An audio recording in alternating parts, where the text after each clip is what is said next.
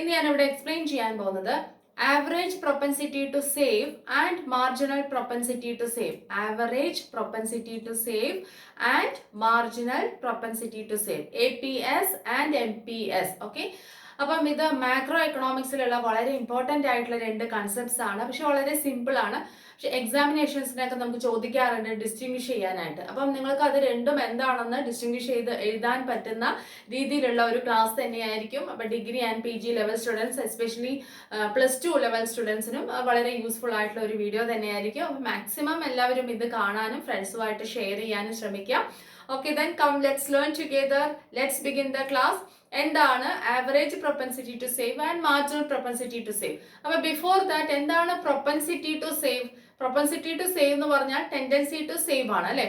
അതായത് fraction of ഇൻകത്തിന്റെ ഒരു particular percentage നമ്മൾ എന്ത് ചെയ്യാറുണ്ട്? ആഫ്റ്റർ മീറ്റിംഗ് അവർ കൺസംഷൻ എക്സ്പെൻഡിച്ചേഴ്സ് നമ്മൾ സേവ് ചെയ്യാറുണ്ട് അല്ലെ. അപ്പം അങ്ങനെ ആ കൺസംഷൻ എക്സ്പെൻഡിച്ചർ കഴിഞ്ഞ ശേഷം ഇൻകത്തിന്റെ ഒരു പോർഷൻ നമ്മൾ സേവ് ചെയ്യുന്നു. ആ സേവ് ചെയ്യാനുള്ള ടെൻഡൻസിയാണ് നമ്മൾ എന്തെന്ന് പറയുന്നത്?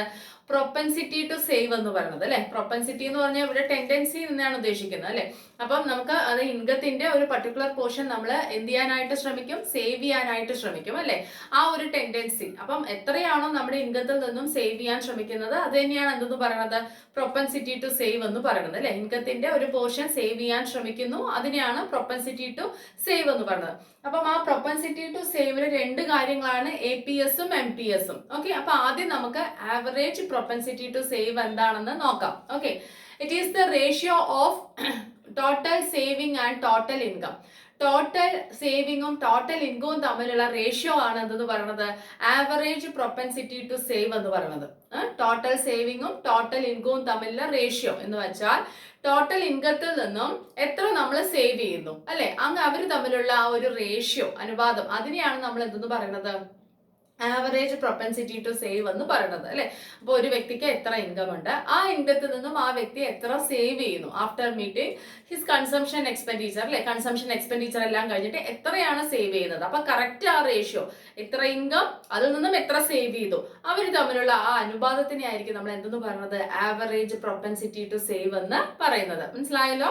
നോക്കിക്കോളൂ, APS is the ratio of total saving to total income. Total saving to total income, total ഇൻകത്തിൽ നിന്നും എത്ര സേവ് ചെയ്യുന്നു, അല്ലെങ്കിൽ ടോട്ടൽ സേവിങ്ങും ഇൻകവും തമ്മിലുള്ള അനുപാതത്തെയാണ് നമ്മൾ എന്തെന്ന് പറയുന്നത്? APS എന്ന് പറയുന്നത് അല്ലെ. ഇപ്പം എനിക്ക് മാസം 1000 rupees ആണ് എന്റെ ഇൻകം എന്ന് വിചാരിക്കും, ഒരു മാസം വരുന്നത്. അപ്പൊ ഞാൻ എന്ത് ചെയ്യും? എന്റെ കൺസംഷൻ എക്സ്പെൻഡിച്ചർ എല്ലാം മീറ്റ് ചെയ്തതിന് ശേഷം ബാക്കി ഒരു 200 rupees ഞാൻ സേവ് ചെയ്യാണ് അല്ലെ. അപ്പം എന്ന് പറഞ്ഞാൽ എന്റെ ആ 1000 എന്ന് പറയുന്ന ഇൻകത്തിൽ നിന്നും 200 ഞാൻ സേവ് ചെയ്യുന്നു അല്ലെ. അപ്പം ആ 200-ഉം 1000-ഉം തമ്മിലുള്ള ആ റേഷ്യോ, അതിനെയാണ് നമ്മൾ എന്തെന്ന് പറയുന്നത്? APS അല്ലെങ്കിൽ ആവറേജ് പ്രൊപ്പൻസിറ്റി ടു സേവ് എന്ന് പറയുന്നത്. Then APS is equal to S by Y. S എന്താണ്? സേവിങ് ബൈ ഇൻകം അല്ലെ. അപ്പൊ സേവിങ്ങും ഇൻകവും തമ്മിലുള്ള റേഷ്യോ, ദാറ്റ് ഈസ് APS അല്ലെ.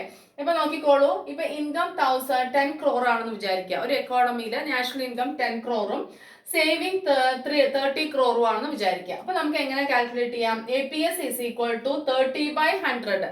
എന്താ 30 ആണ് ആദ്യം വരുന്നത് അല്ലെ, മുകളിൽ വരുന്നത് ന്യൂമറേറ്റർ ആയിട്ട്. എന്താ കാര്യം? സേവിങ് ആണല്ലോ. അപ്പൊ സേവിങ് എത്രയാണ്? 30 crore ആണ്. 30 divided by 100.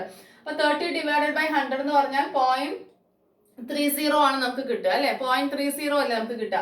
അപ്പൊ അതിന്റെ അർത്ഥം എന്താണ്? 30% എന്ത് ചെയ്തു? 30% ഓഫ് ഇൻകം എന്ത് ചെയ്തു? സേവ് ചെയ്തു. മനസ്സിലായോ? 30% ഓഫ് ഇൻകം എന്ത് ചെയ്തു? സേവ് ചെയ്തു. ഇങ്ങനെയാണ് നമ്മൾ എന്ത് കണ്ടുപിടിക്കുന്നത്?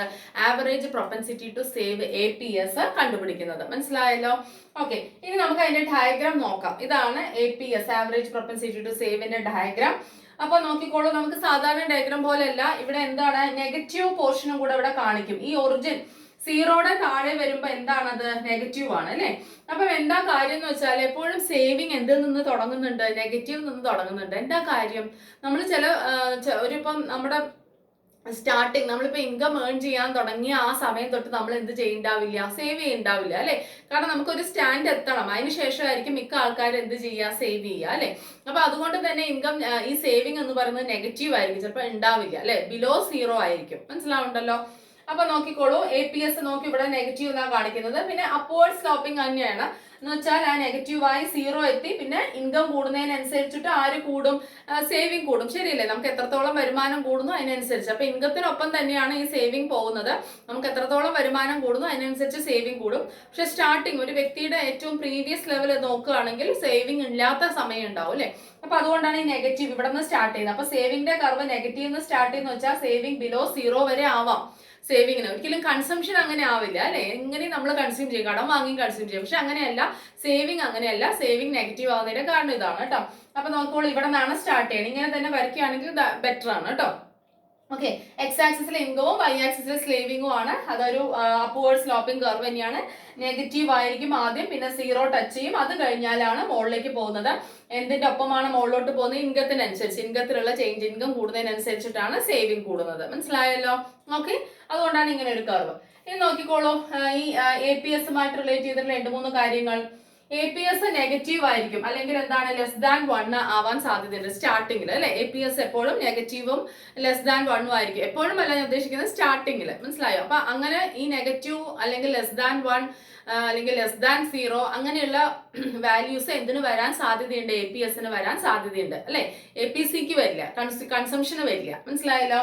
ഇനി APS can never be 1 or greater than 1. ഒരിക്കലും 1 ഗ്രേറ്റർ ദാൻ 1 ആവില്ല. എപ്പോഴാ 1 ആവുക? ഇവിടെ നോക്കൂ, ഇൻകം 100ഉം സേവിങ് 100ഉം അങ്ങനെ ആവോ?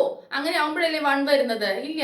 അതല്ലെങ്കിൽ ഇവിടെ സേവിങ് കൂടുതൽ വേണം, 100നേക്കാളും കൂടുതൽ വരുമ്പോഴാണ് ആൻസർ നമുക്ക് ഗ്രേറ്റർ ദാൻ 1 കിട്ടുന്നത്. അങ്ങനെ സിറ്റുവേഷൻ വരുമോ? ഇല്ല. അപ്പൊ APS ഒരിക്കലും എന്താവില്ല 1 അല്ലെങ്കിൽ ഗ്രേറ്റർ ദാൻ 1 ആവില്ല. അപ്പൊ എനിക്ക് 1000 റുപ്പീസ് ആണ് ഇൻകം എങ്കിൽ ആ 1000നേക്കാളും ഞാൻ സേവ് ചെയ്യുമോ? ഇല്ല. അപ്പൊ 1000നേക്കാളും സേവ് ചെയ്താലാണ് ഗ്രേറ്റർ ദാൻ 1 വരുന്നത്? ഒരിക്കലും അല്ല. അല്ലെങ്കിൽ 1 ആവാനെങ്കിൽ 1000 കിട്ടിയാൽ ഞാൻ 1000ഉം സേവ് ചെയ്യുമോ? ഇല്ല, ഒരിക്കലും ഇല്ല. അപ്പൊ അതുകൊണ്ട് APS ഒരിക്കലും എന്താവില്ല, 1 ഗ്രേറ്റർ ദാൻ 1 ആവാൻ സാധ്യതയില്ല അല്ലെ. ലെസ് ദാൻ 1, അതേപോലെ തന്നെ ലെസ് ദാൻ 0 ഒക്കെ ആവും, നെഗറ്റീവ് അതൊക്കെ ആവും. മനസ്സിലാവുണ്ടല്ലോ? then APS rises with increase in income. അത് നമുക്കറിയാവുന്ന കാര്യം. APS ഇൻകം ഇൻക്രീസ് ചെയ്യുന്ന സമയത്ത് അതിൻ്റെ ഒപ്പം എന്ത് ചെയ്യുന്നുണ്ട്? ഇൻക്രീസ് ചെയ്യുന്നുണ്ട്. നമുക്കറിയാം അല്ലെ. ഇൻകം കൂടുന്നതിനനുസരിച്ചിട്ടാണ് നമ്മൾ എന്ത് ചെയ്യുക? സേവ് ചെയ്യുക. മനസ്സിലായല്ലോ? ഓക്കെ, അപ്പം APSന്റെ കാര്യം ഏകദേശം മനസ്സിലായെന്ന് വിചാരിക്കുന്നു. നെഗറ്റീവ് ആവും, ലെസ് ദാൻ 1 ആവും, ഒരിക്കലും 1 ഒന്നിൽ കൂടുതലോ ആവില്ല. പിന്നെ APS ഇൻകം കൂടുന്നതിനനുസരിച്ച് കൂടും. APS എന്ന് പറയുന്നത് സേവിങ്ങും ഇൻകവും തമ്മിലുള്ള റേഷ്യോ ആണ് അല്ലെ. ഒരു പേഴ്സൺ അല്ലെങ്കിൽ ഒരു നമ്മുടെ കൺട്രിയിലെ ആയാലും ഇൻകം എത്രയുണ്ട് അതിൽ നിന്ന് എത്ര സേവ് ചെയ്യുന്നു, ആ റേഷ്യോ, അതാണ് APS എന്ന് പറയുന്നത്. Average propensity to save. മനസ്സിലായല്ലോ?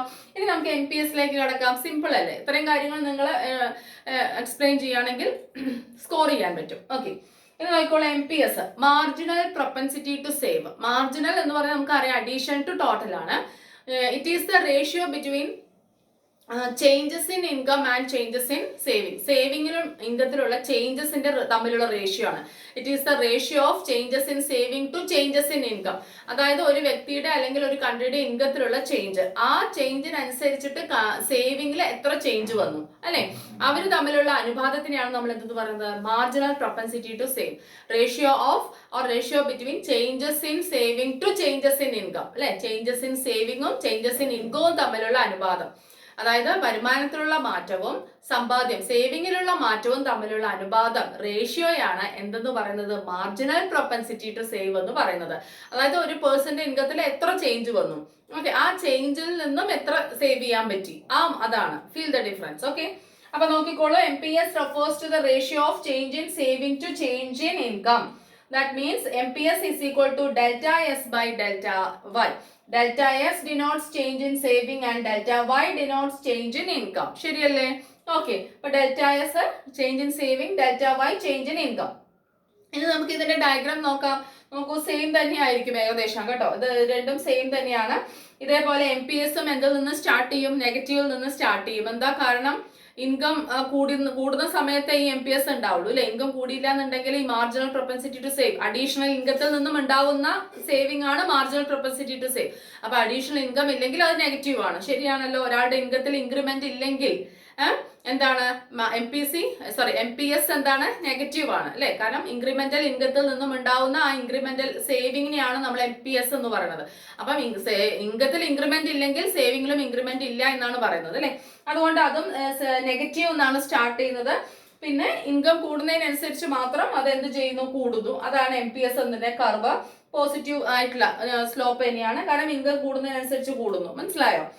X axis income, Y axis saving. Okay, ഇനി ഇതിന് കൂടുതൽ പറയാനില്ലല്ലോ. ഓക്കെ, ഇനി അതുമായി റിലേറ്റ് ചെയ്തിട്ടുള്ള ഒരു 3 പോയിന്റ് നോക്കാം. ഇനി MPSന്റെ വാല്യൂ 0 to 1 ആയിരിക്കും. 0 തൊട്ടിട്ട് 1 വരെയുള്ള വാല്യൂ ആയിരിക്കും ഇതിനകത്ത് ഉണ്ടാവുക. അങ്ങനെയാണ് ഇതിൽ ചേഞ്ച് വരുന്നത് MPSന്റെ കേട്ടോ. ഓക്കെ, ഇനി ഡെൽറ്റ സി 0 ആണെങ്കിൽ, ചേഞ്ച് ഇൻ കൺസംഷൻ 0 ആണെങ്കിൽ MPS എന്ന് പറയുന്നത് 1 ആയിരിക്കും. ഓക്കെ, എന്താണ് ഡെൽറ്റ സി 0? എന്താ delta C? Change in consumption. കൺസംഷനിലുള്ള ചേഞ്ച്, കൺസംഷനിൽ ഒരു മാറ്റവും വരുന്നില്ല. ഇൻകം കൂടി കഴിഞ്ഞിട്ടും നമ്മൾ കൺസംഷൻ കൂട്ടിയില്ല എങ്കിൽ നമുക്ക് സേവിങ്, അപ്പൊ അതിന്റെ അർത്ഥം എന്താ? സേവിങ് കൂട്ടിയെന്നല്ലേ. ഇപ്പൊ എനിക്ക് 1500 രൂപ ഇൻകം കൂടി, പക്ഷെ ഞാൻ കൺസംഷൻ കൂട്ടാതെ കൺസംഷൻ കൂട്ടാതിരിക്കുകയാണെന്ന് വെച്ചാൽ എന്താ അർത്ഥം? അപ്പൊ ഞാൻ സേവിങ് കൂടുതൽ ചെയ്യുന്നുണ്ടെന്നല്ലേ. അപ്പൊ MPS എന്താവും? 1 ആവും. മനസ്സിലായോ? ഓക്കെ, അപ്പം ഡെൽറ്റ സി 0 ആണെങ്കിൽ എന്ന് വെച്ചാൽ ചേഞ്ച് ഇൻ കൺസംഷൻ 0 ആണെങ്കിൽ, അതായത് എപ്പോൾ ഇൻകം ഇൻക്രീസ് ചെയ്യുന്നത്, വെൻ ഇൻകം ഇൻക്രീസസ്, ഇൻകം കൂടുന്ന സമയത്ത് ചേഞ്ച് ഇൻ കൺസംഷൻ 0 എന്ന് വെച്ചാൽ ഒരു കൺസംഷനിൽ ഒരു ചേഞ്ചും വരുന്നില്ല എങ്കിൽ MPS എന്ന് പറയുന്നത് 1 ആയിരിക്കും. ഓക്കെ, ഇനി ഒരു കാര്യം, MPC പ്ലസ് MPS എന്ന് പറയുന്നത് ദാറ്റ് ഈസ് ഈക്വൽ ടു 1. MPCയും MPSും കൂടെ ആഡ് ചെയ്താൽ നമുക്ക് എന്ത് കിട്ടും? 1 കിട്ടും. അത് പ്രൂവ് ചെയ്യുന്ന വേറൊരു വീഡിയോ നമുക്ക് വേറെ ചെയ്യാം, കാരണം ഇതിനകത്ത് അത് പ്രൂവ് ചെയ്യാൻ കഴിയില്ല. ഓക്കെ, പക്ഷെ നിങ്ങൾ ഇത് ഓർത്ത് വെക്കാം. മൾട്ടിപ്പിൾ ചോയ്സ് ക്വസ്റ്റ്യൻസിനോ അല്ലെങ്കിൽ എന്തെങ്കിലും തിയറിക്കിടയിൽ നമുക്കിത് യൂസ്ഫുൾ ആവും. ഈ ഒരു കൺസെപ്റ്റ് ഓർമ്മ വെക്കുക. ഓക്കെ, അപ്പൊ എന്താണ്? 0 to 1 ആയിരിക്കും MPSന്റെ വാല്യൂ. ഡെൽറ്റ സി 0 ആണെങ്കിൽ MPS 1 ആണ്. MPCയും MPSും കൂടെ ആഡ് ചെയ്താൽ 1 കിട്ടും അല്ലെ. എന്താ MPC? Marginal propensity to save ആണ് കേട്ടോ. അതും MPSും കൂടെ ആഡ് ചെയ്ത സമയത്ത് നമുക്ക് എന്താണ് ആൻസർ കിട്ടുക? 1 ആണ് കിട്ടുക. മനസ്സിലാവുണ്ടല്ലോ? അപ്പം MPS എന്ന് പറഞ്ഞാൽ delta S by delta Y ആണ്. Change in savings to change in income, അവർ തമ്മിലുള്ള അനുപാതമാണ് MPS. മനസ്സിലായല്ലോ? അപ്പം നോക്കിക്കോളൂ, രണ്ട് കാര്യങ്ങളും നിങ്ങൾക്ക് എക്സാമിന് ഇപ്പൊ ഡിസ്റ്റിംഗ്വിഷ് ചെയ്ത് എഴുതാൻ പറ്റുന്ന രീതിയിൽ ഞാൻ എക്സ്പ്ലെയിൻ ചെയ്തിട്ടുണ്ട്. അപ്പൊ ഇതിലെല്ലാ പോയിന്റ്സും പറഞ്ഞാൽ മതി. പിന്നെ ഇതിനകത്ത് ഒരുപാട് എക്സ്പ്ലനേഷൻസ് ആവശ്യമില്ല. ടെക്നിക്കൽ ആയിട്ടുള്ള ടേംസ് അല്ലേ APS MPS എന്നൊക്കെ പറയുന്നത്. അപ്പൊ ടെക്നിക്കൽ ആയിട്ടുള്ള കാര്യങ്ങൾ ഇത്ര എഴുതിയാൽ മതി. പക്ഷെ ഡയഗ്രാം ഒന്നും മെൻഷൻ ചെയ്യേണ്ടി വരും. മാർക്ക് അല്ലെങ്കിൽ നിങ്ങളുടെ ഗ്രേഡ് അനുസരിച്ചിട്ട് ആൻസർ ചെയ്യാൻ ശ്രമിക്കുക. ഓക്കെ, അപ്പോൾ ഒരു പ്രാവശ്യം കിട്ടിയില്ലെങ്കിൽ 2 പ്രാവശ്യം 3 പ്രാവശ്യം ഒന്ന് കേൾക്കാനും നോട്ടിലെ പോയിന്റ്സ് എഴുതി വെക്കാനും ഫ്രണ്ട്സുമായിട്ട് ഒന്ന് ഷെയർ ചെയ്യാനും സപ്പോർട്ട് ചെയ്യാനും ശ്രമിക്കുക. Okay, then thank you. Thanks a lot. Take care. By.